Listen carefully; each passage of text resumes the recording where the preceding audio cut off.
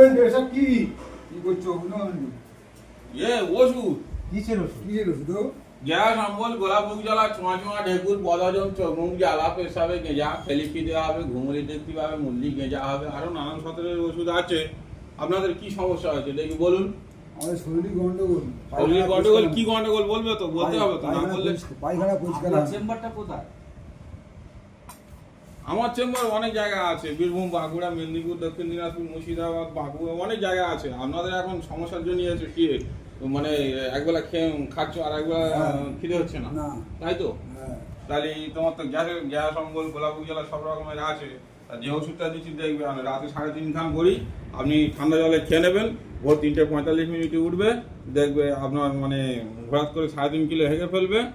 আর শাকের বিচি, মানে শাকের ছিপড়ে, মাছের কাঁটা, লঙ্কার বিচি, লঙ্কার খোসা একেবারে মিটিন ভেঙে মিছিল করে বার হয়ে যাবে। যদি পেটে কুচো কিডনি থাকে সব বার হয়ে যাবে, অসুবিধা নেই।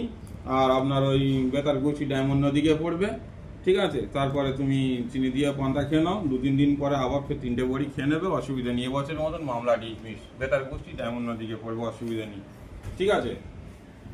তার কি আর অন্য কোনো সমস্যা আছে, যে মাথার চুল পেকে পড়ে যাচ্ছে, অল্প বয়সে চুল পাকছে? হ্যাঁ, তা তো হয় তো মাঝে মাঝে।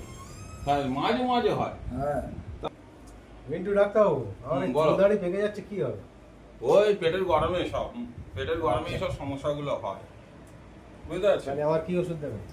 তোমার ওই 22-6 ইঞ্চি নাড়ি, বড় বড় দুটো গোডাউনির হাঁড়ি, মাজরা পোকার মতো ঝাঁঝরা করে ঘুরে ঘুরে খাচ্ছে, বুঝতে পেরেছো?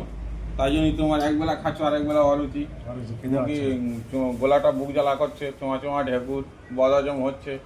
কাজে পয়সা আছে, খাবার ইচ্ছা আছে, কিন্তু খেতে পারছি না, এই হচ্ছে সমস্যা।